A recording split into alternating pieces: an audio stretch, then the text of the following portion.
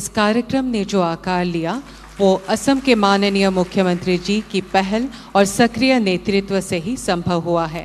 धन्यवाद महोदय। অসমৰ মাননীয় ৰাজ্যপাল প্ৰফেসৰ জগদীশ মুখী ডাঙৰীয়াক এতিয়া ভাষণ প্ৰদান কৰিবলৈ অনুৰোধ জনাইছো।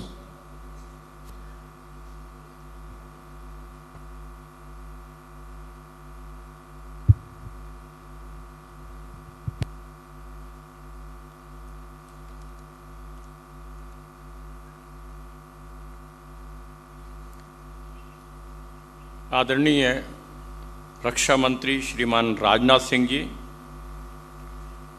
राज्य के मुख्यमंत्री डॉक्टर हेमंत बिस्वा शर्मा जी, राज्य सरकार के मंत्रीगण,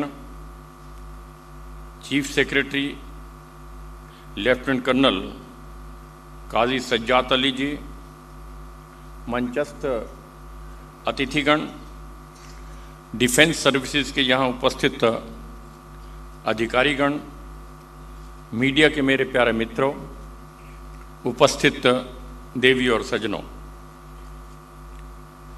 मातृभूमि की रक्षा के लिए असम और असमिया लोगों के त्याग और बलिदान की याद में असम सरकार ने इस महत्वपूर्ण कार्यक्रम का आयोजन किया है।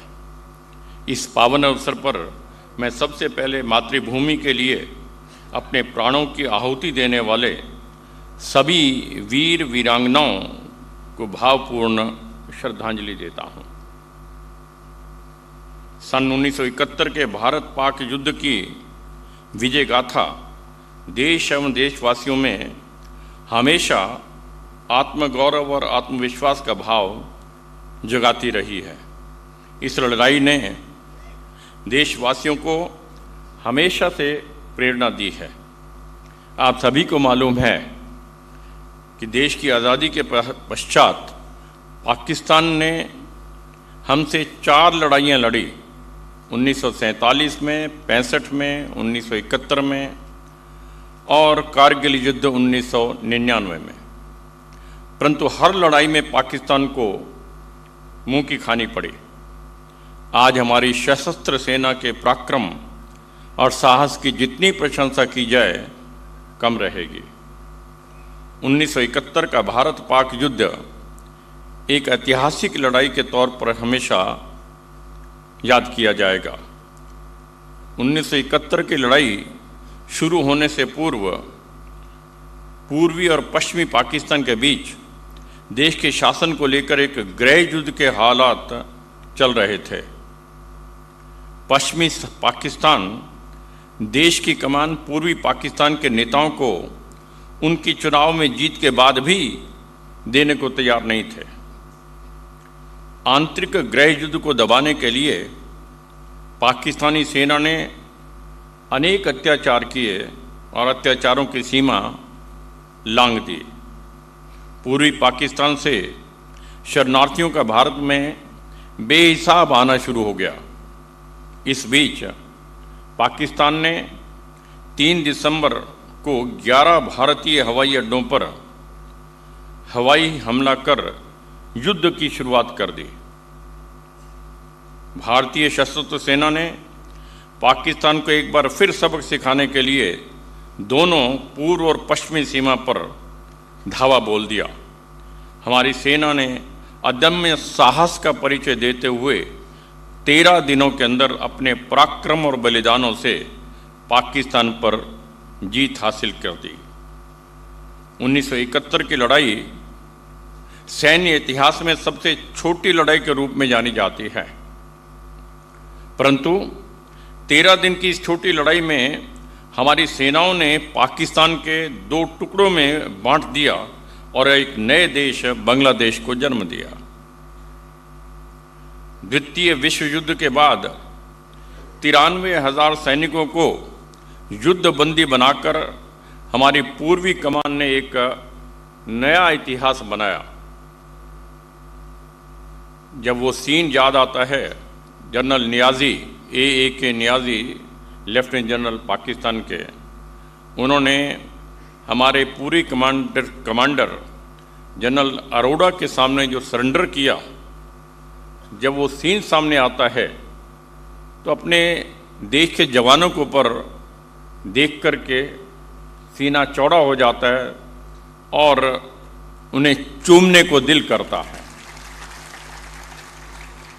हमारी नौसेना ने पाकिस्तान के कराची बंदरगाह को तबाह करके उसकी नौसेना की ताकत को समाप्त कर दिया। इस युद्ध में हमारी सेनाओं के 3800 सैनिक शहीद हुए और तकरीबन 8000 सैनिक घायल हुए। वस्तुतः इस लड़ाई ने हमारे भारतीय सैनिकों को मनोबल को और बढ़ाने का काम किया है। आज राज्य सरकार ने 1971 के भारत पाक युद्ध के विजय वर्ष के अवसर पर उस लड़ाई के दौरान अपने प्राणों की आहुति देने वाले असम के वीर शहीदों के परिवारों, घायलों, युद्धबंदियों समेत लड़ाकू योद्धाओं को आर्थिक सहायता प्रदान करने का महत्वपूर्ण निर्णय लिया है। मैं मानता हूं कि कितनी भी बड़ी आर्थिक सहायता राशि क्यों न हो, उनके त्याग और बलिदानों की भरपाई उससे कतई नहीं की जा सकती। देश उन वीर सपूतों को सदैव ऋणी रहेगा। हमारे माननीय प्रधानमंत्री जी और माननीय रक्षा मंत्री जी ने सैनिकों के कल्याण के लिए अनेक कदम उठाए हैं। उनमें से वन रैंक वन पेंशन लागू करना सैनिकों के लिए एक बहुत बड़ी उपलब्धि है। मेरी राज्य सरकार की ओर से भी सैनिकों के कल्याण के लिए भरपूर कोशिशें की जा रही हैं। आज की स्थिति में राज्य में लगभग 38,000 भूतपूर्व सैनिक और 7,000 उनके निकटतम परिजन हैं। असम सरकार सैनिक कल्याण निदेशालय के तहत 19 जिला सैनिक कल्याण कार्यालयों के माध्यम से भूतपूर्व सैनिकों के सर्वांगीण कल्याण एवं पुनर्वास के लिए निरंतर काम कर रही है। असम का राज्य सैनिक बोर्ड भूतपूर्व सैनिकों और उनके बच्चों को शिक्षा, छात्रवृत्ति, विवाह अनुदान भी प्रदान करता है। विश्व युद्ध के भूतपूर्व सैनिकों और उनके परिवारों और परिजनों को केंद्र की मदद से नियमित पेंशन दी जा रही हैं। राज्य ने भूतपूर्व सैनिकों और उनके आश्रितों के सभी मुद्दों को त्वरित समाधान के लिए हर डीसी के अधीन एक समिति का गठन भी किया है। आज एक कृतज्ञ देश के रूप में हम 1971 के भारत पाक युद्ध की ऐतिहासिक जीत का स्वर्णिम विजय वर्ष मना रहे हैं। ऐसे में आज का दिन देश और देशवासियों के लिए अत्यंत ही गर्व का दिन है। मैं आज इस अवसर पर 1971 की भारत पाक लड़ाई में अपनी जान की कुर्बानी देने वाले असम के उन सभी अमर जवानों को पुनः श्रद्धांजलि देता हूँ। साथ ही जो सैनिक युद्ध में घायल होकर आज विकलांगता का जीवन जी रहे हैं, उनके अदम्य और अद्भुत साहस के प्रति सम्मान प्रकट करता हूँ। यहाँ पर युद्ध में भाग लेने वाले सभी सैनिक अधिकारियों तथा जवानों के शौर्य के प्रति मैं असम और असम के हर नागरिक की तरफ से उनकी प्रशंसा करता हूँ, आभार व्यक्त करता हूँ। आप सभी का अनुकरणीय देश प्रेम और साहस हम सब देशवासियों के लिए एक सशक्त और आत्मनिर्भर भारत के निर्माण को प्रेरित करता रहेगा। आज आप सभी के बीच इस विशिष्ट समारोह में शामिल होकर मुझे अति गर्व की अनुभूति हो रही है। आप सभी को एक बार फिर से बहुत बहुत धन्यवाद। जय हिंद। 1971 চনৰ ভাৰত পাক যুদ্ধত ভাগ লোৱা অসমৰ বীৰ সেনানীসকলৰ গৌৰৱ গাথাক সশ্ৰদ্ধ স্মৰণ কৰি প্ৰদান কৰা বক্তব্যৰ বাবে ধন্যবাদ জনাইছো মাননীয় ৰাজ্যপাল প্ৰফেসৰ জগদীশ মুখী ডাঙৰীয়াক। 1971 চনৰ ভাৰত পাক যুদ্ধত অসমৰ পৰা ভাগ লোৱা সেনা বিষয়া আৰু জোৱানসকলৰ শৌৰ্য আৰু দেশপ্ৰেমৰ ভেটিত যুগুতোৱা এখনি তথ্যচিত্ৰ এতিয়া আপোনালোকলৈ আগবঢ়োৱা হৈছে। আমাৰ আগত মাত্ৰ ইনফেন্ট্ৰি ডিভিজনটো স্থল বাহিনীটো আছেনে নাই আমি নেজানো, কিন্তু বোমা বা আমিও চলাইছোঁ। মই ৰাস্তাত কৈছোঁ আপোনাক মোৰ হাতিয়াৰটো আছিল MMG। 8টামান বজাত একদম মানে ফায়াৰ শুরু হয়ে গেল পাকিস্তানের। তো আমি একদম রেডি, 3টা প্লেন আহি পেলাই গোটেই চক্কৰ মাৰি মাৰি মেচিন গান ফায়াৰ। 1971 চনৰ ভাৰত পাকিস্তান যুদ্ধৰ কেইজনমান অসমীয়া সেনাৰ স্মৃতি ৰোমন্থন এয়া। 50 বছৰ পূৰ্বৰ সেই ভয়ানক যুদ্ধ এতিয়াও পাহৰিব পৰা নাই এইকেইজন অসমৰ সেনাই। কেৱল এইকেইজনেই নহয়, অসমৰ শতাধিক সেনা জড়িত হৈ পৰিছিল পাকিস্তানৰ বিৰুদ্ধে ভাৰতৰ এই যুদ্ধত। কাৰ্যত 1971 অসমৰ বীৰ সেনানী আছিল এওঁলোক।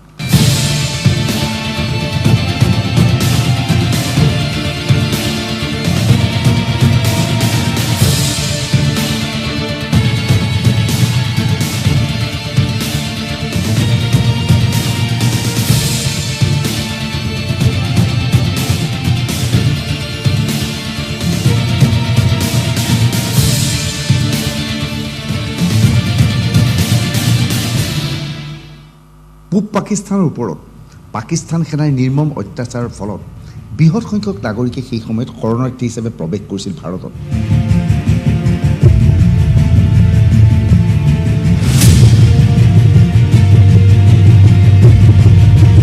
সেই যুদ্ধত ভাৰতীয় সেনাৰ হৈ ৰণক্ষেত্ৰত নামি পৰিছিল অসমৰ একাধিক বীৰ সেনানী।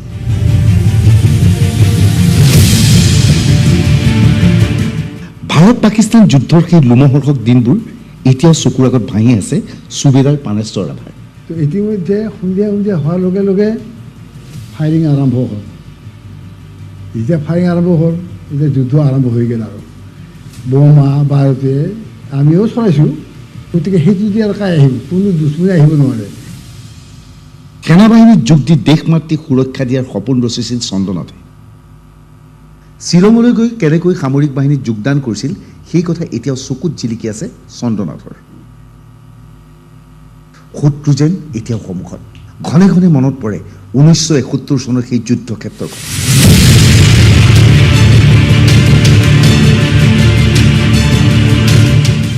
আটটামান বজাত একদম মানে ফায়ার শুরু হয়ে গেল পাকিস্তানের।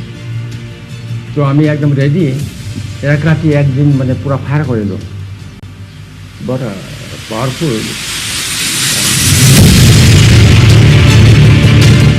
প্ৰতিৰক্ষা বিশেষজ্ঞসকলৰ মতে 1971 যুদ্ধ ভাৰতৰ জল, স্থল আৰু বায়ু সেনা বাহিনীৰ সৰ্বোত্তম অভিযান আছিল।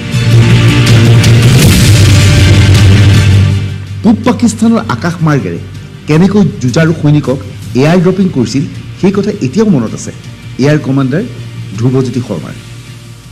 আমাক এটা অৰ্ডাৰ দিলে, এটা এয়াৰবৰ্ণ অপাৰেশ্যন যিটো কয়, পেৰাট্ৰুপাৰ লৈ পেলাই সিহঁতৰ পজিশ্যনটো আছিলে এই টাংগাইলৰ ওচৰত। আমাৰ কেইবাখনো এৰোপ্লেন গৈ পেলাই, প্লেন গৈ পেলাই পেৰাট্ৰুপিং কৰিলে আৰ্মি, ইনফেণ্ট্ৰি আৰ্মি। 71 আৰম্ভণিতে পূব পাকিস্তানত ভাষাক লৈ আন্দোলন তীব্ৰতৰ হৈ উঠিছিল। সেই সময়ত এই আন্দোলন দমন কৰিবলৈ তৎপৰ হৈ পৰিছিল পাকিস্তান চৰকাৰ। পূব পাকিস্তানৰ সামৰিক বিষয়া টিক্কা খানে আৰম্ভ কৰি দিছিল গণসংহাৰ। প্ৰায় 30 লাখ পূব পাকিস্তানৰ নাগৰিকক হত্যা কৰাৰ বিপৰীতে 5 লাখ মহিলাক ধৰ্ষণ কৰা হৈছিল।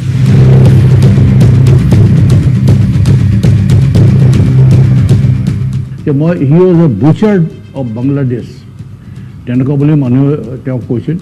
তেতিয়া তেওঁ আহি পেলাই ধামাধাম মানুহ চানুহ মাৰিলে, যে আপুনি কৈছে অসামাজিক কামবিলাক সেইবিলাক কৰিলে, আৰু মানুহবিলাক চব ওলাই আহিল ইষ্ট পাকিস্তানৰ পৰা, ইভেন চাংচাৰীলৈকে।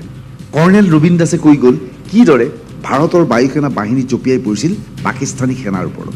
21 তাৰিখ দুপৰীয়া 2:30 বজাত সিহঁতৰ 3টা প্লেন আহি পেলাই গোটেই চক্কৰ মাৰি মাৰি মেচিন গান ফায়াৰ কৰি, যদিও কিন্তু কাৰো গাত লগা নাই, গুলি লগা নাই। মই নিজে দেখিছোঁ যে আমি টেন্সৰ ভিতৰত বহিছোঁ, কিন্তু টেন্সৰ ওচৰেদি মেচিন গানৰ গুলিবিলাক গৈছে। এয়াৰফ'ৰ্চৰ লগত এয়াৰফ'ৰ্চে যুঁজিব পাৰিব, আৰ্মিয়ে নোৱাৰিব। তেতিয়া ডিচিশ্যন হ'ল যে নাই, ঠিক আছে আমি কৰিম। এইজন চাৰ্জেণ্ট তফাজুল হক। বায়ু সেনা বাহিনীৰ গ্ৰাউণ্ডত থাকি বৈমানিকক সহায় কৰিছিল যুদ্ধৰ সময়ত এওঁ। দেখিছে নেকি প্লেনবিলাক ওলাওঁতে যে পিছফালে যে জুই বাহিৰ হৈছে, সেইবিলাকত মানে ফুটা হৈ আহে। সিহঁতে কৈছে আজি মই মানে এখন মানে ট্ৰেইনৰ লাইনত মই দিলোঁ, কোনোবাই কৈছে মই ৰিফাইনাৰীত মানে হেৰি কৰি থৈ আহিলোঁ, বম্বিং কৰি থৈ আহিলোঁ। এটা মানে ফূৰ্তি লাগে, ইয়াতে আহি আমাক কয় আকৌ ঘূৰি আহি। ছাৰ্জেণ্ট তফাজুল হকৰ এতিয়াও মনত আছে তাহানিৰ সেই যুদ্ধৰ কাহিনী। যুদ্ধ বিজয়ৰ অন্তত গাঁওবাসীৰ আনন্দ উল্লাস এতিয়াও চকুৰ আগত জিলিকি আছে ছাৰ্জেণ্টগৰাকী।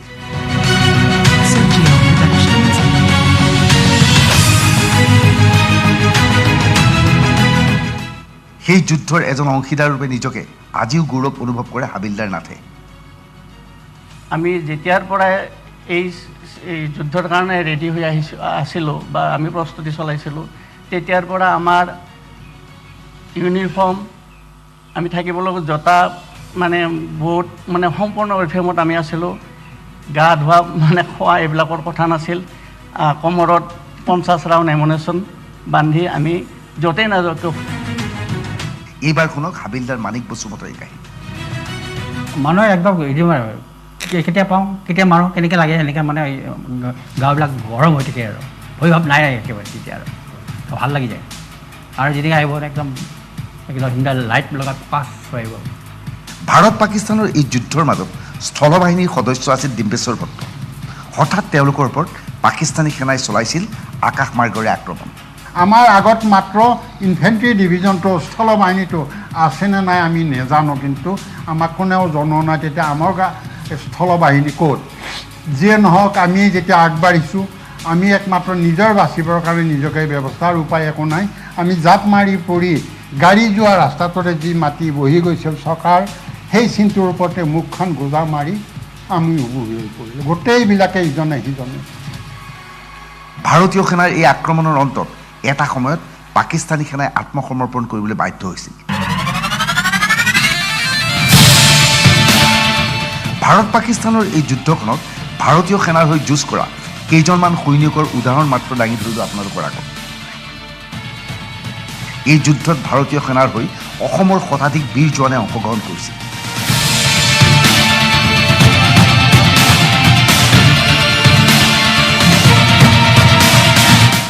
আজাদী কি অমৃত মহোৎসৱ অনুষ্ঠানৰ সৈতে সংগতি ৰাখি অসম চৰকাৰে 1971 চনৰ ভাৰত পাকিস্তান যুদ্ধৰ 9 গৰাকী শ্বহীদ, 8 গৰাকী আঘাতপ্ৰাপ্ত জোৱান, 2জন যুদ্ধবন্দী, 16 গৰাকী অৱসৰপ্ৰাপ্ত বিষয়া আৰু 70 গৰাকী অৱসৰপ্ৰাপ্ত জোৱানক সম্বৰ্ধনা জনাব ওলাইছে। আহক আজিৰ এই দিনটোত আমি সকলোৱে চেলুট জনাওঁ এওঁলোকক।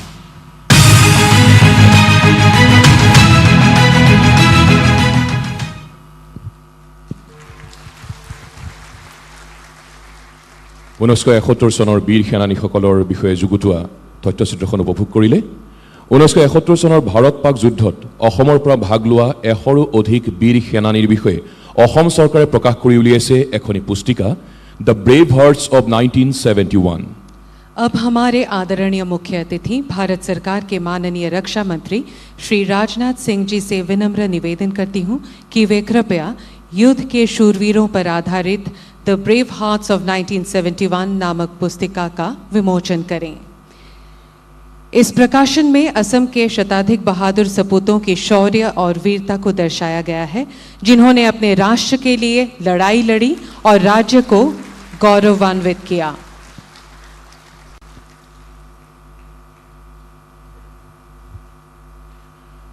ঊনৈছশ 71 চনৰ ভাৰত পাক যুদ্ধত ভাগ লোৱা বীৰ সেনানীসকলক এতিয়া সম্বৰ্ধনা জ্ঞাপন কৰা হ'ব। अब सारा देश जब स्वतंत्रता की 75वीं वर्षगांठ मना रहा है, आज़ादी का अमृत महोत्सव इन शूरवीरों को नमन और सम्मान करने के लिए एक उपयुक्त अवसर है। मैं भारत सरकार के माननीय रक्षा मंत्री श्री राजनाथ सिंह जी से निवेदन करती हूं कि वे कृपया इन वीर योद्धाओं का अभिवादन करें। আমি এতিয়া সম্বৰ্ধনা পৰ্বলৈ আগবাঢ়িছোঁ। প্ৰথমেই দেশ মাতৃৰ প্ৰতি সেৱা আগবঢ়াই 1971 চনত ভাৰত পাকিস্তান যুদ্ধত জীৱন আহুতি দিয়া সেনা জোৱানসকলৰ সহধৰ্মিনী তথা পৰিয়ালবৰ্গক সম্বৰ্ধনা জ্ঞাপন কৰা হ'ব।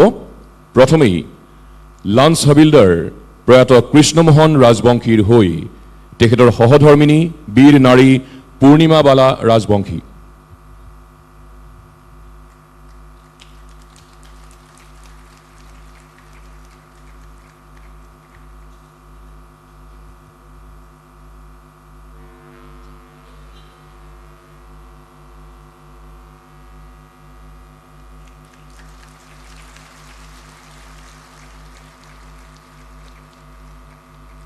চিপাহী গণক চন্দ্ৰ ৰয়ৰ হৈ সহধৰ্মিনী শ্ৰীমতী কিৰণবালা ৰয়,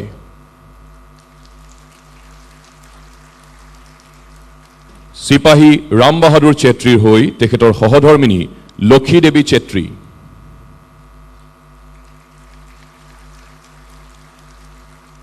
চিপাহী থেজেন্দ্ৰ ৰাভাৰ হৈ সহধৰ্মিনী জানকীবালা ৰাভা,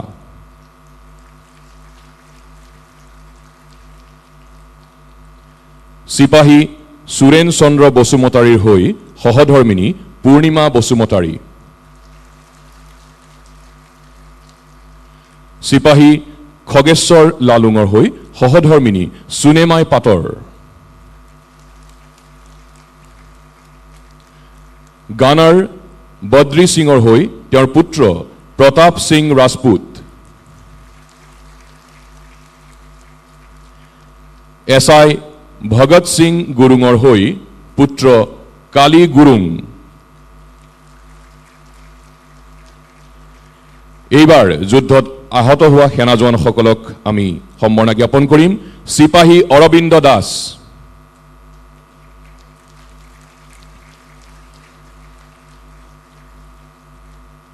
গাৰ্ডছমেন হীৰেন্দ্ৰ কুমাৰ সাহা,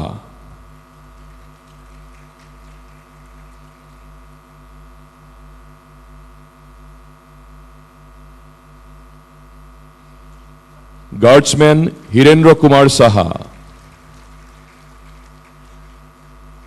চিপাহী সুভাষ চন্দ্ৰ ৰাজবংশী,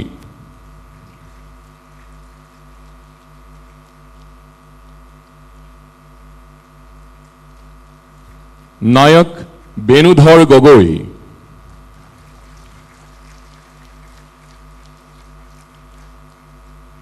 চিপাহী চন্দ্ৰকুমাৰ মেছ, হাবিলদাৰ মানিক বসুমতাৰী, চিপাহী জগত সিং টিমুং,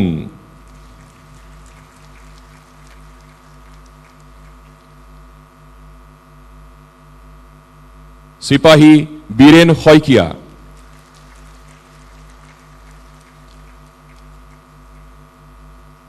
এইবাৰ দুগৰাকী যুদ্ধবন্দীক সম্বৰ্ধনা জ্ঞাপন কৰা হ'ব। চিপাহী লালৰৈ মাৰৰ হৈ তেখেতৰ সহধৰ্মিনী যোদাম সবাং মাৰ,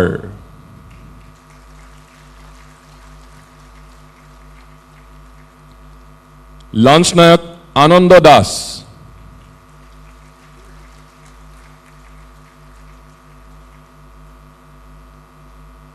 মাননীয় প্ৰতিৰক্ষা মন্ত্ৰী মহোদয়ক ধন্যবাদ জনাইছোঁ। মাননীয় মুখ্যমন্ত্ৰী মহোদয়কো ধন্যবাদ জনাইছোঁ। কৃতজ্ঞতা জ্ঞাপন পৰ্বৰ ইমানতে সামৰণি পৰিছে। अब मैं हमारे आदरणीय मुख्य अतिथि भारत सरकार के माननीय रक्षा मंत्री श्री राजनाथ सिंह जी से विनम्र अनुरोध करती हूं कि वे कृपया अपना बहुमूल्य भाषण प्रदान करें।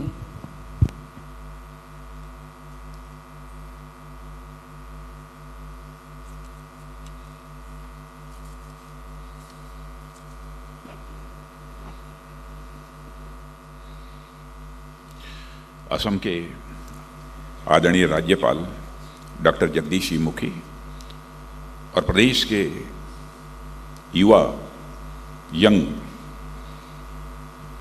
और very dynamic chief minister,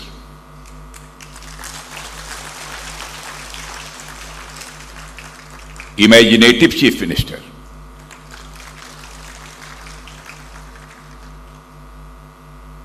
and regarding performance I can say that he is the excellent minister. Doctor Hemant विश्व शर्मा, असम के मुख्य सचिव श्री विष्णु बरुआ जी और बांग्लादेश से पधारे लेफ्टिनेंट कर्नल रिटायर्ड काजी सज्जाद जहीर साहब, air marshal DK. Patnaik ji और लेफ्टिनेंट जनरल राणा प्रताप जी कलिता, बांग्लादेश में मौजूद हाई कमिश्नर दौरेस्वामी जी और वाइस एडमिरल डी.के. त्रिपाठी और मंच पर मौजूद हमारे 1971 के सभी सम्मानित वार वेटरन्स, वीर नारियों और यहाँ मौजूद सरकार के हमारे ऑनरेबल स्पीकर यहाँ बैठे हुए हैं श्री विश्वजीत जी, और सरकार के अन्य मंत्रीगण, यक्स सर्विसमैन, देवियों व सज्जनों, मैं समझता हूं कि यहाँ के चीफ मिनिस्टर के बोलने के बाद और जिस पर्पज से यह कार्यक्रम आयोजित किया गया था वह पर्पज पूरा हो गया।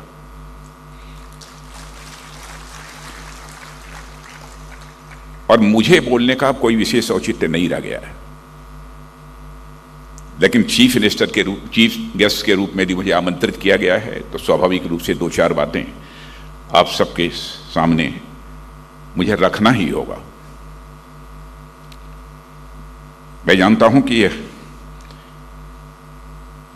असम के लोगों के लिए यह माह एक नव वर्ष के रूप में मनाया जाता है, इसलिए सबसे पहले यही बोहाग महत मोय अपनो अपना लुक नोबो बरखोर हिया भोरा उलोग याशिलू।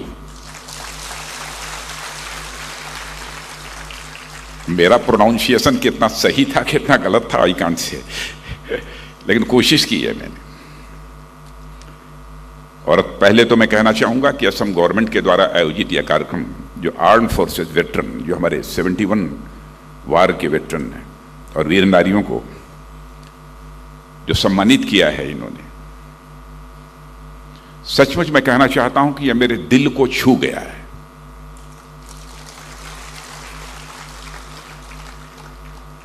और यह केवल 71 के वार के वेटरन्स का ही सम्मान नहीं है, बल्कि मैं मानता हूं कि हमारे हिंदुस्तान में आज जितने भी वार वेटरन्स हैं, यह उनका सम्मान यह असम की गवर्नमेंट ने किया है। 71 वार के वेटरन्स हैं उनका तो किया ही है, बल्कि सारे हिंदुस्तान के जितने हमारे वेटरन्स हैं उन सभी के प्रति उन्होंने यह सम्मान व्यक्त किया है। प्रतिवर्ष हम लोग जनवरी के महीने में वेटरन्स डे मनाते हैं, लेकिन कोविड के संकट के कारण इस बार जनवरी के महीने का भी यह वेटरन डे का कार्यक्रम स्थगित करना पड़ा।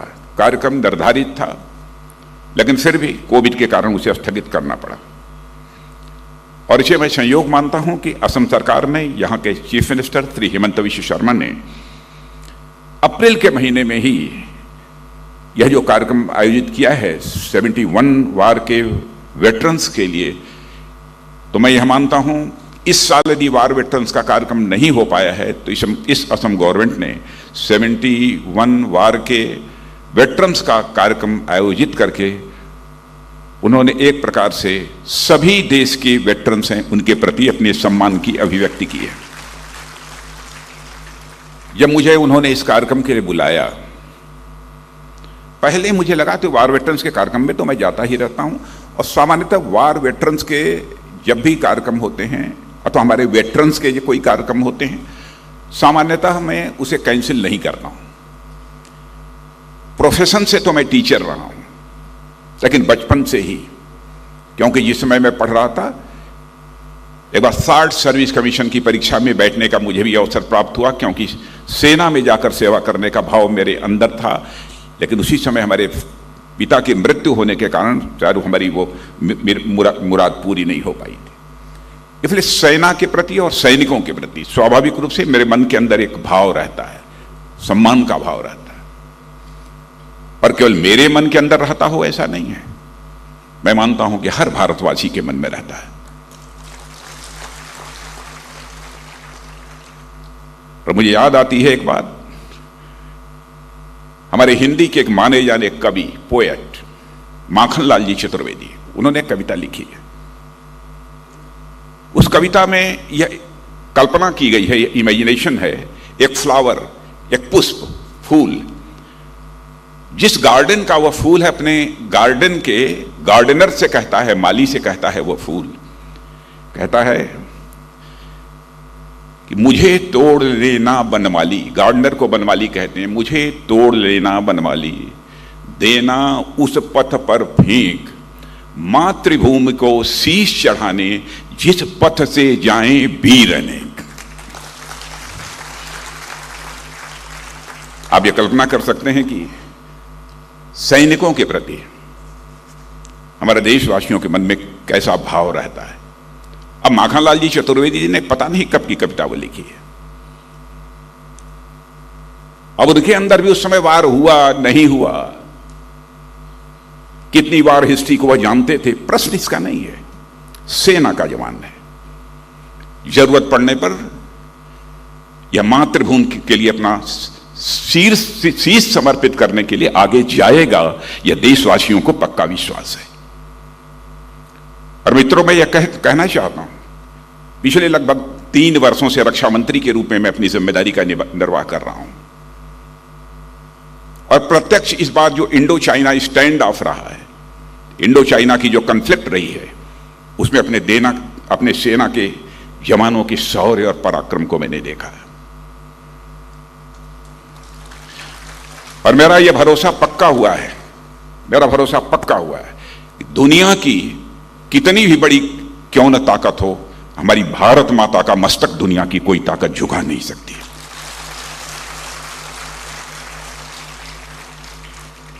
डेमोक्रेसी में विरोधी दल भी होते हैं। मैं सभी विरोधी दलों पर कोई आरोप नहीं लगाना चाहता, लेकिन कुछ लोग ऐसे होते हैं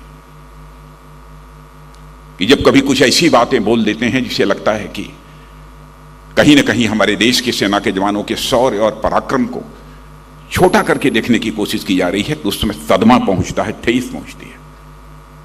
मैं गवाह हूं इस बात का, रक्षा मंत्री होने के नाते मैं कहना चाहता हूं। आर्मी चीफ बराबर हमारी बात होती रही है, तीनों हमारे सर्विसेज के चीफ से हमारी लगातार बातचीत होती रही है। क्या डेवलपमेंट चल रहे हैं सीमा के ऊपर, एक एक चीज की जानकारी मुझे प्रतिदिन होती थी।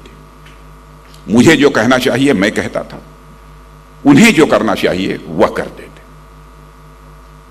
लेकिन इतना मैं देशवासियों से कहना चाहता हूं इस फोरम से कि हमारे देश की सेना के जवानों ने, तीनों सर्विसेज के जवानों ने हमारे भारत माता का मस्तक ऊंचा किया है।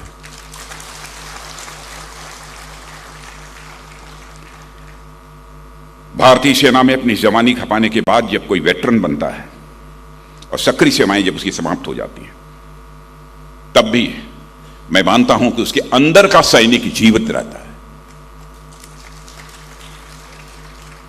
अब मैं ये बोलते हुए लेफ्टिनेंट कर्नल काजी सज्जाद जहीर को मैं देख रहा था,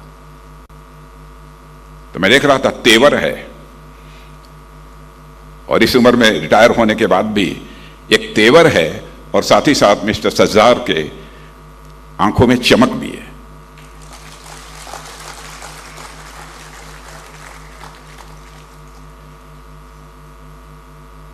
और आज तो हमारे सेना में लगभग मोर देन 15 लाख, 15 लाख से अधिक ये जवान हैं, और वेटरन्स की संख्या तो इससे बहुत अधिक है। अच्छा, मुझे जानकारी नहीं थी कि हमारे नॉर्थ ईस्ट में इतने ज़्यादा वेटरन्स हैं। मुझे बताया गया कि अप्रॉक्सीमेटली 40,000, 38 to 40,000 ये हमारे वेटरन्स नॉर्थ ईस्ट में हैं। यानी बड़ी संख्या में नॉर्थ ईस्ट से लोग सेना में देश सेवा के लिए अपना जीवन समर्पित करने के लिए जाते हैं, भाग लेते हैं। बहुत बड़ी बात है, और मेरा पूरा विश्वास है कि यदि सक्रिय सैनिक भारत की ताकत हैं, तो वहीं पर हमारे जो वेटरन्स बैठे हैं, हमारी जो वीर नारियां हैं, आप हमारी इंस्पिरेशन है, आप हमारी प्रेरणा है। यह हमारा सौभाग्य ही नहीं तो इसे और क्या कहा जाए कि हमारे पास कारगिल की लड़ाई लड़ने वाले वीर सैनिक यहां पर मेरी आंखों के सामने प्रत्यक्ष बैठे हुए हैं। 1971 के, तो 1965 की लड़ाई लड़ने वाले भी लोग मुझे बताया गया है कि इस कार्यक्रम में मौजूद हैं। देश की आन बान शान के लिए इन्होंने अपना सर्वस्व न्यौछावर कर दिया है। पिछले दिनों, आज के लगभग 15-20 दिन पहले, जो भारत के डिफेंस सेक्रेटरी रहे हैं बोरा साहब, और हमारे जम्मू कश्मीर के गवर्नर भी रहे हैं, उन्होंने मुझे एक कार्यक्रम में आमंत्रित किया। एक पुस्तक का वहां पर विमोचन करना था। मैं उस पुस्तक का विमोचन करने वहां पहुंचा। स्वाभाविक है, जब सेना से संबंधित कोई काम होता है तो मैं समय निकालकर वहां पहुंचने की कोशिश करता हूं, और मैं गया। वहां पर 1971 की वार में बढ़ चढ़ कर हिस्सा लेने वाले एक जनरल एस.एस. मेहता थे। बहनों भाइयों, जनरल एस.एस. मेहता को लगभग 83 या 84 की एज हो गई होगी जब खड़े हुए बोलने के लिए। तो शरीर भी 83-84 की एज में परमात्मा ने बना रखा है। हमारी भी शरीर थी, लेकिन वैसी नहीं है, लेकिन उनकी थी। मैंने कहा 83-84 की एज में। बहनों भाइयों, बोलते समय जब उनका तेवर देखा और उनकी बॉडी लैंग्वेज हमने देखी, मैंने कहा हाँ, क्या भगवान ने बनाया है। जब 83-84 की एज में यह तेवर, यह बॉडी लैंग्वेज है, तो 71 में कैसा रहा होगा।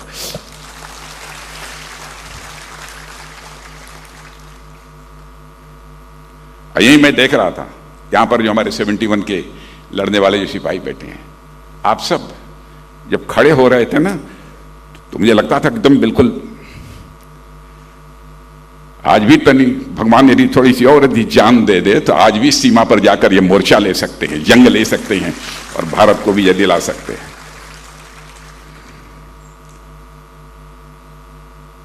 भारत इनक्रेडिबल भारत है, अजेय भारत है। यदि भारत यदि इनक्रेडिबल है, भारत यदि अजेय है, तो भारत की आर्मी भी इनक्रेडिबल है, भारत की सेना भी हमारी अजेय है। जैसा आप जानते हैं कि पिछले वर्ष ही हमने अभी 71 के युद्ध का स्वर्णिम विजय वर्ष बनाया है। इस लड़ाई की क्या विशेषताएं हैं, हमारे आदरणीय राज्यपाल महोदय ने भी आपके समक्ष उस संबंध में चर्चा की है, और इसके पहले हमारे मुख्यमंत्री जी हेमंत विश्व शर्मा जी ने भी उसकी चर्चा की है, इसलिए उस डिटेल में मैं नहीं आना चाहता। 71 वार के कारण जो भारत को स्ट्रेटेजिक एडवांटेज मिला है, रणनीतिक लाभ जो हमको मिला है, मैं इसकी बहुत ही संक्षेप में यहां चर्चा करना चाहूंगा। पाकिस्तान से अलग होकर जो बांग्लादेश बना है, उसका सबसे अधिक लाभ इस देश में यदि किसी को मिला है तो नॉर्थ ईस्ट को मिला है, सबसे अधिक लाभ मिला है। क्योंकि सीमा पर जिस तरीके का तनाव वेस्टर्न फ्रंट पर आज हमको देखने को मिलता है, वह कभी भी अब भारत और बांग्लादेश की सीमा पर हमको तनाव कभी देखने को नहीं मिलता, क्योंकि बांग्लादेश हमारी फ्रेंडली कंट्री है। इनफिल्ट्रेशन की भी प्रॉब्लम्स हमारे से बनी रहती थी, उसमें भी काफी अब लगभग समाप्त हो गई है। भारत और बांग्लादेश की सीमा पर शांति है, स्थिरता है, और मैं मानता हूं यह संभव हो पाया है तो केंद्र राज्य सरकारों के बीच जो रेपो है, जो तालमेल है, उसके कारण यह संभव हो पाया है। और हमारा नॉर्थ ईस्ट पहले के कंपैरिजन में मैं कह सकता हूं कि तेजी के साथ विकास के पथ पर आगे बढ़ रहा है, डेवलपमेंट के रास्ते पर नॉर्थ ईस्ट तेजी के साथ आगे बढ़ रहा है। जब मैं भारत का गृह मंत्री था इसके पहले, तब मुझे याद है कि मेघालय और अरुणाचल में armed forces special power act जो लगा हुआ था, जब मैं जाता था लोगों की मांग होती थी कि साहब armed forces special power act अब समाप्त किया जाना चाहिए, उस समय समाप्त किया था। और इस बार जो हमारे अमित जी गृह मंत्री बने हैं, और उसमें मैं राज्य सरकारों का भी कंट्रीब्यूशन मानता हूं, और हमारे हेमंत विश्व शर्मा जी ने उसमें एक मेजर रोल प्ले किया है कि असम के 23 जिलों में से अप्सपा पूरी तरह से हटा दिया गया, यही है ना। और मणिपुर और नागालैंड के भी 15 ऐसे वो पुलिस स्टेशन हैं जहां से भी हटा लिया गया है। और यह जो अप्सपा हटाया जा रहा है, मैं समझता हूं कि नॉर्थ ईस्ट में ड्यूरेबल पीस और स्टेबिलिटी जो आ रही है, उसी के कारण ये अप्सपा हटाने की स्थिति पैदा हुई है। और इसलिए इसके लिए मैं नॉर्थ ईस्ट के मुख्यमंत्रियों की जितने भी सराहना की जाए कम है, और उसमें हमारे हेमंत विश्व शर्मा जी ने बहुत ही लीडिंग रोल प्ले किया है। मैं जानता हूं, कभी मैं क्षेत्रों में जाता था तो लोग जैसे लगता था, कुछ लोगों का परसेप्शन बन गया था कि सेना चाहती है, आर्मी चाहती है कि armed forces special power act यह बिल्कुल इम्पोज्ड रहना चाहिए। लेकिन मैं साफ बतलाना चाहता हूं, हमारी आर्मी नहीं चाहती है कि अप्सपा लगे। इंटरनल सिक्योरिटी देखना यह आर्मी का काम नहीं है, यह स्टेट पुलिस देखती है और हमारी सेंट्रल पैरामिलिट्री फोर्सेस जो होती हैं वो जो है हमारी इंटरनल सिक्योरिटी का काम देखती हैं। सच्चाई यह है कि हमारी फोर्स, हमारी सर्विसेज तो ये चाहती हैं कि जल्द ये हमको इंटरनल सिक्योरिटी के मामले से जल्दी छुट्टी मिल जाए और देश की सीमाओं की रक्षा करने की जो हमारी जिम्मेदारी है उस जिम्मेदारी का निर्वाह करते हैं। सेना ये चाहती है, लेकिन मैं जानता हूं कुछ लोगों की धारणा बनी है कि नहीं, सेना ही नहीं चाहती, इसलिए सेंट्रल गवर्नमेंट इस काम को नहीं करने दे रही है। और मैं आपको यह भी जानकारी देना चाहता हूं, जम्मू कश्मीर की हमारी आर्मी, हमारे तीनों सर्विसेज के लोग चाहते हैं कि जल्दी से जल्दी वहां पर armed forces special power act को समाप्त हो, ऐसे हालात पैदा हों। यदि armed forces special power act लगाना पड़ा है, लगा हुआ है, तो परिस्थितियां उसके लिए जिम्मेदार हैं, सेना के लोग उसके लिए जिम्मेदार नहीं है। देशवासियों को इस हकीकत को हमको समझना चाहिए। और मित्रों, मैं कह सकता हूं कि हम अपने प्रधानमंत्री मोदी जी के नेतृत्व में, चाहे एक्सटर्नल सिक्योरिटी का फ्रंट हो अथवा इंटरनल सिक्योरिटी का फ्रंट हो, दोनों दृष्टियों से हम सबको एक शानदार कामयाबी मिल रही है। हमारी सरकार की सोच साफ है। आपने देखा होगा, आतंकवाद से भी, आतंकवाद के सफाये पर हम लगे हुए हैं कि आतंकवाद का सफाया होना चाहिए, आतंकवाद मिटना चाहिए भारत की धरती से। और यह भी मैसेज देने में हमने कामयाबी हासिल की है। हम यहां पर तो आतंकवाद मिटाएंगे ही, यदि बाहर से उसे अंजाम दिया जाएगा तो उस धरती पर भी जाकर, सीमा के पार भी जाकर आतंकवाद के खिलाफ कार्रवाई करने में हम संकोच नहीं करेंगे। यह हमारा फॉर्म डिसीजन, फॉर्म एक्शन हमारी गवर्नमेंट का है। मैं यहां पर अपने बॉर्डर रोड ऑर्गेनाइजेशन की भी प्रशंसा करना चाहता हूं। सीमा के ऊपर इंफ्रास्ट्रक्चर डेवलपमेंट जिस तरीके से बॉर्डर रोड ऑर्गेनाइजेशन कर रहा है, उसकी सराहना की जानी चाहिए। अरुणाचल से लेकर लद्दाख तक सीमा पर इंफ्रास्ट्रक्चर पहले के कंपैरिजन में मजबूत हुआ है, लेकिन बहुत कुछ करने की जरूरत है। हमको अरुणाचल की सीमा पर भी करने की जरूरत है। और यकीन रखिएगा, सारी प्लानिंग है, हम उसे मजबूत बनाएंगे, मजबूत बनाएंगे। और एक से एक काम बॉर्डर सिक्योरिटी की दृष्टि से, बॉर्डर पर इंफ्रास्ट्रक्चर डेवलपमेंट की दृष्टि से हम लोगों ने किया है। अटल टनल का नाम आपने सुना होगा, यानी लगभग 10,000 फीट की ऊंचाई पर, 9,500 10,000 फीट की ऊंचाई पर है। उसका हमारे लिए स्ट्रेटेजिक इंपॉर्टेंस है। उस टनल का भी वो प्रोजेक्ट पूरा हो गया और हमारे प्रधानमंत्री मोदी जी ने उसका उद्घाटन भी कर दिया है। वैसे ही अरुणाचल प्रदेश में सेला टनल, इस प्रोजेक्ट का भी काम चल रहा है और यह काम भी जल्दी पूरा होगा। और सेला टनल बन जाने से तवांग जाने का यह रास्ता पहले के कंपैरिजन में 1 घंटा कम समय लगेगा, 1 घंटा कम समय लगेगा। और इसकी चर्चा मैं इसलिए कर रहा हूं कि सीमाओं पर इंफ्रास्ट्रक्चर डेवलप इसलिए किया जाना चाहिए कि हमारी डिफेंस प्रिपेयर्डनेस के लिए, हमारी रक्षा तैयारियों के लिए आवश्यक है, इसलिए मैंने इसकी चर्चा की है। और मैं आपको आश्वस्त करना चाहता हूं कि हर सूरत में हमारे देश का मान, सम्मान और स्वाभिमान ये सुरक्षित रहेगा। हम देश के मान, सम्मान, स्वाभिमान के साथ हम न तो हमारे प्रधानमंत्री न हमारी सरकार किसी भी सूरत में समझौता नहीं करेगी। मैं इस देशवासियों को पूरी तरह से विश्वास दिलाना चाहता हूं। मित्रों, जब आज इन वीर नारियों और इन वेटरन्स के बीच में उपस्थित हूं तो मुझे सचमुच एक आत्मिक सुख मिल रहा है। पुण्य कमाने की दृष्टि से नहीं है। पुण्य कमाने की दृष्टि से तो बहुत सारे काम किए जाते हैं, जो इच्छा नहीं होती तब भी काम किया जाता है। लेकिन यहां आकर इन वीर नारियों को देखकर और अपने इन वेटरन्स को, एक 71 के वेटरन्स को देखकर मुझे आत्मिक सुख की अनुभूति हुई है। और जिस सभागार में हम यहां पर उपस्थित हैं, जैसे कला क्षेत्र श्रीमंत शंकर देव जी के नाम पर है। और मुझसे अधिक अच्छी तरह आप जानते होंगे कि 15th और 16th सेंचुरी में जब हमारा पूरा समाज धार्मिक पाखंडों के कारण आपस में बटा हुआ था, उस समय हमारे श्रीमंत शंकर देव जी ने किस प्रकार की भूमिका निभाई थी और 9 वैष्णव धर्म के माध्यम से प्रभु के प्रति भक्ति, एकता, मैत्री और मानवता का पाठ पढ़ाने का काम यदि किसी ने किया था तो श्रीमंत शंकरदेव जी ने किया था। और एकता की यही भावना आगे चलकर ग्रेट मिलिट्री कमांडर, जिनके नाम से आप अच्छी तरह परिचित हैं, ललित बोरफुकन, उनके अंदर भी यही भाव दिखाई देता है जो कि शंकरदेव जी के अंदर था। पूरे समाज को एकत्रित करके सरायघाट के युद्ध में उन्होंने जिस शौर्य, साहस और पराक्रम का परिचय दिया था वह आज भी किया जाता है।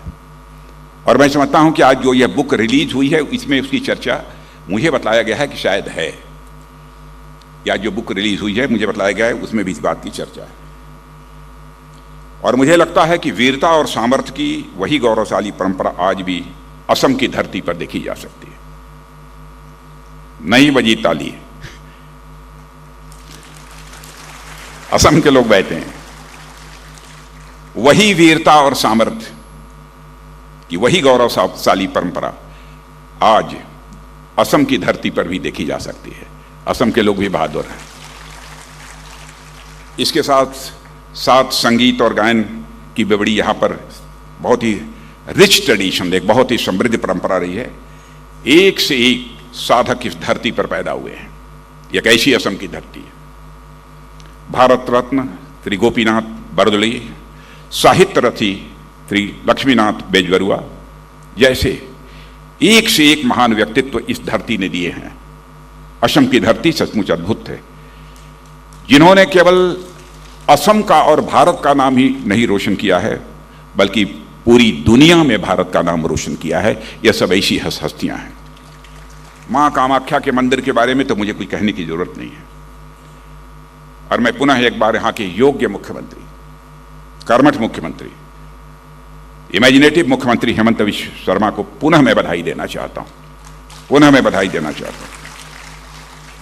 अल्प समय में जिस तरीके से असम का कॉम्प्रिहेंसिव डेवलपमेंट करने का, एक समग्र विकास करने का जो सिलसिला उन्होंने प्रारंभ किया, और समाज में हार्मोनी, समाज में समरसता, और 1971 के युद्ध से हमको प्रेरणा लेनी चाहिए। बहनों भाइयों, एक से एक कमांडर थे।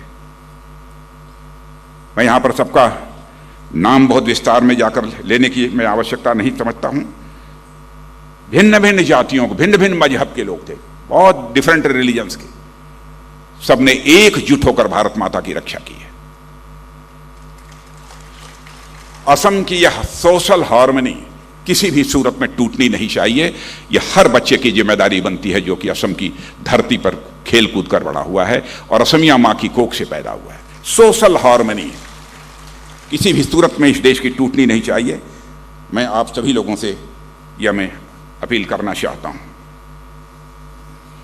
साथियों, हम सबका प्रयास रहता है, हमारे प्रधानमंत्री जी का भी यह प्रयास रहता है कि बराबर हम वेटरन्स के लिए कुछ न कुछ करें। मैं जानता हूं कि आप लोगों ने जो सेवाएं इस देश को दी हैं, हमारे पूर्व सैनिकों ने, उसकी कीमत नहीं लगाई जा सकती।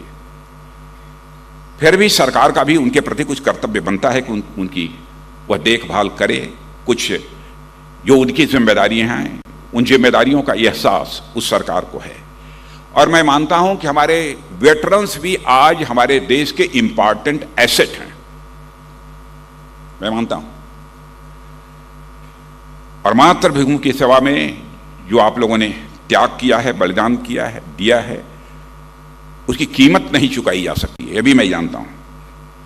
लेकिन फिर भी गवर्नमेंट अपनी तरफ से कुछ जिम्मेदारियों का जो निर्वाह कर सकती थी वह करने की कोशिश की है।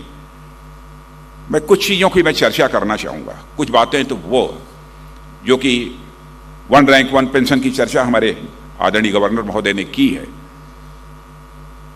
उसके बारे में मुझे कुछ नहीं कहना है। हमारे प्रधानमंत्री ने जो अपने दायित्व का निर्वहन करना चाहिए सेना के प्रति, उसको किया है। रक्षा मंत्रालय का दायित्व संभालने के बाद कुछ काम मैंने भी, बहुत बड़े काम तो नहीं कहूंगा, लेकिन करने की कोशिश की है। वो कितना फ्रूटफुल होगा, कितनी कामयाबी मिलेगी, वो उसके बारे में बहुत कुछ नहीं कह सकता। पिछले साल हमने एक ऑनलाइन पोर्टल की शुरुआत की है जिसके माध्यम से हमारे सैनिक भाई कुछ कॉस्टली आइटम जैसे कार, फ्रिज, टीवी भी CSD से ऑनलाइन मंगा सकेंगे। इसकी व्यवस्था इसमें थोड़ा सा सुधार करके किया है। अब उन्हें बहुत जहमत उठाने की ज़रूरत नहीं पड़ेगी। कुछ लोगों ने कहा कि साहब बहुत सारे हमारे ऐसे वेटरन्स हैं जो कम पढ़े लिखे हैं, चीज़ों को नहीं समझ पाते या कंप्यूटर चलाना नहीं जानते। अरे मैंने कहा वो न जानते होंगे लेकिन उनका ग्रैंडसन जानता होगा। वो भले ही नहीं जानते होंगे लेकिन उनका ग्रैंडसन जानता होगा। साथियों, सैनिक के सम्मान और कल्याण के लिए मैंने कहा कि हमारी सरकार पूरी तरह से प्रतिबद्ध है। और 2006 से पहले एक मामला था जो मेरे संज्ञान में लाया गया था, मेरी जानकारी में, कि 2006 से पहले जो रिटायर हुए हवलदार, जिनको कि नायब सूबेदार के रैंक में रिवाइज्ड पेंशन का लाभ नहीं मिल पाता था, मैंने मंत्रालय को नई व्यवस्था बनाने को कहा और फरवरी 2020 में ऑर्डर हो गया।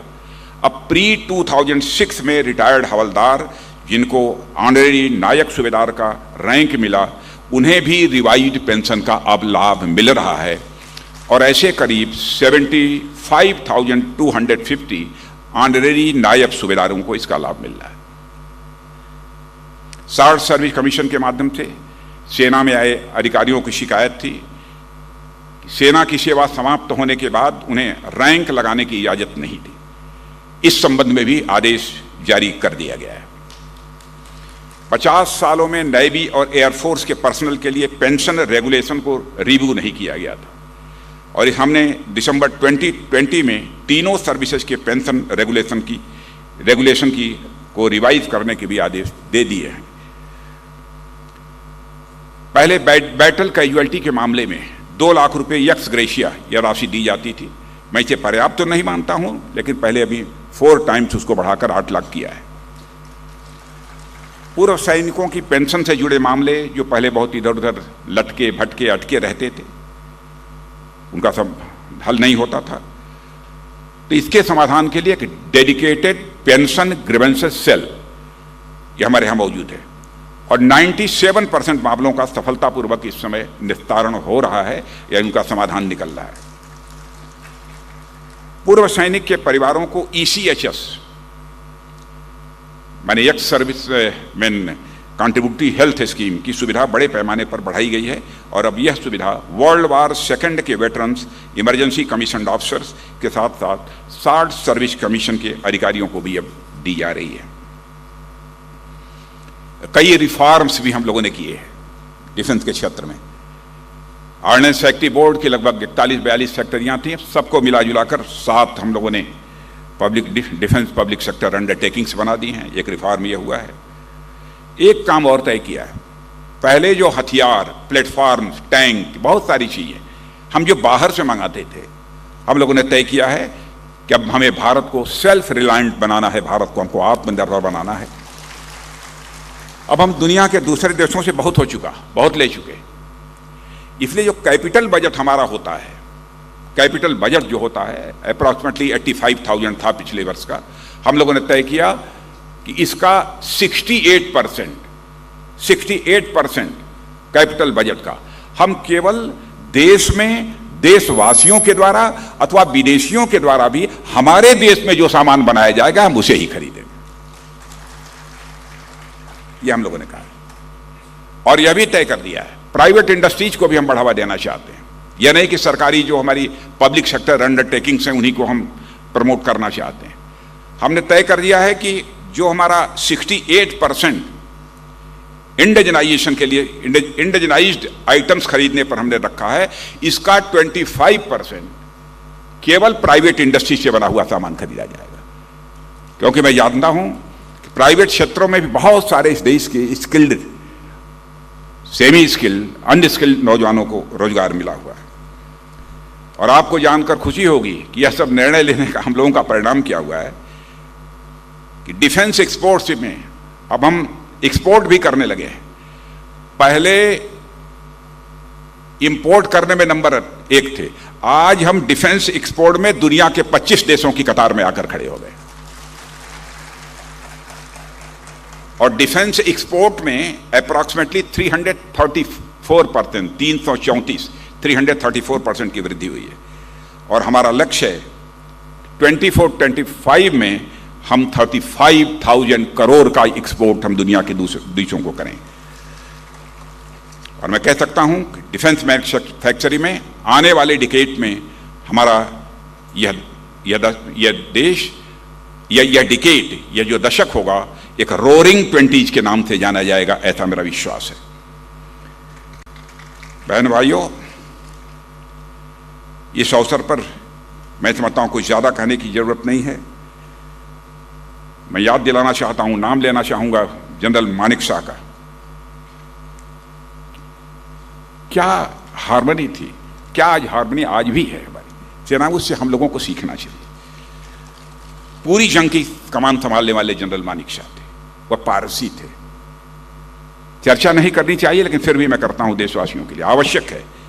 उसमें एयरफोर्स के चीफ पीसी लाल हिंदू थे।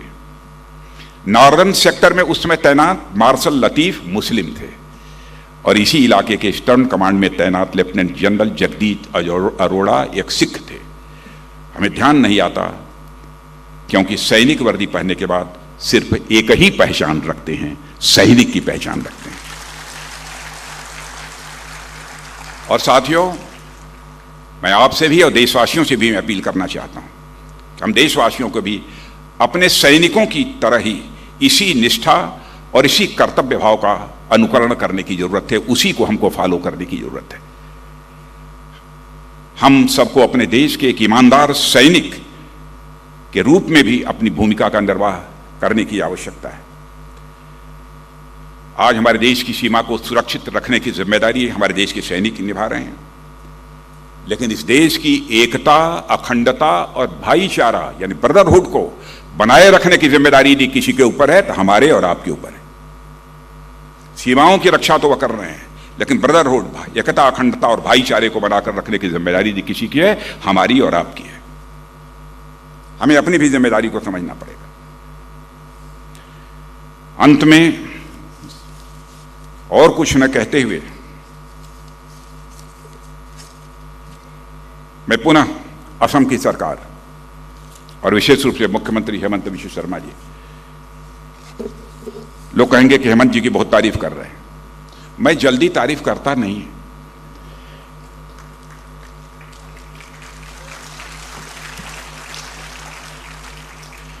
मैंने यू कंपेल्ड मी टू तारीफ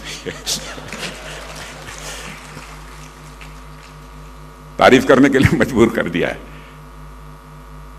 और मैं समझता हूं कि जो कुछ भी असम की सरकार ने हेमंत बिश्व शर्मा के नेतृत्व में किया है, इसको हिंदुस्तान के अन्य राज्यों के लोग भी इसे फॉलो करेंगे, मेरा विश्वास है। इस अवसर पर ज्यादा कुछ न कहते हुए 1971 वार और उसके बाद जितने भी वार हुए हैं, जो भी हमारे शहीद हुए हैं, हृदय से उनके प्रति श्रद्धांजलि अर्पित करता हूं। और जो वेटरन हैं इस समय, उनके प्रति मैं सम्मान व्यक्त करता हूं। और हमारे 1971 वार की जो वीर नारियां और वीर पुरुष यहां पर वेटरन्स हमारे मौजूद हैं, पुनः शीश झुकाकर आप सभी के प्रति सम्मान और आदर व्यक्त करते हुए यहीं पर अपना निवेदन समाप्त करता हूं। आपके ज्ञानवर्धक शब्दों के लिए धन्यवाद महोदय। देवियों और सज्जनों, अब हम राष्ट्रगान के साथ इस भव्य समारोह का समापन करेंगे।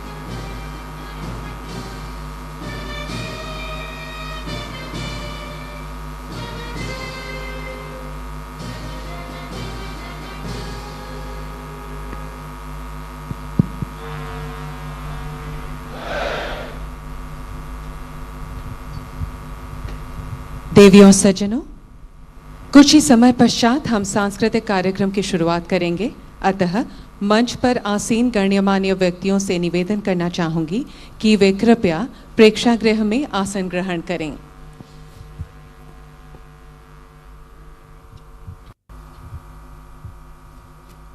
কিছু সময় পাছত সাংস্কৃতিক অনুষ্ঠান আৰম্ভ হ'ব। এতিয়া এখন গ্ৰুপ ফটোগ্ৰাফৰ বাবে মঞ্চ সাজু কৰা হ'ব।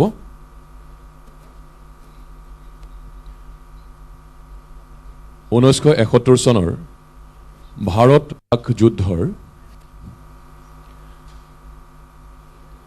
অসমৰ পৰা ভাগ লোৱা বীৰ সেনানীসকলক আমি মঞ্চলৈ আমন্ত্ৰণ জনাইছোঁ এখন গ্ৰুপ ফটোগ্ৰাফৰ বাবে।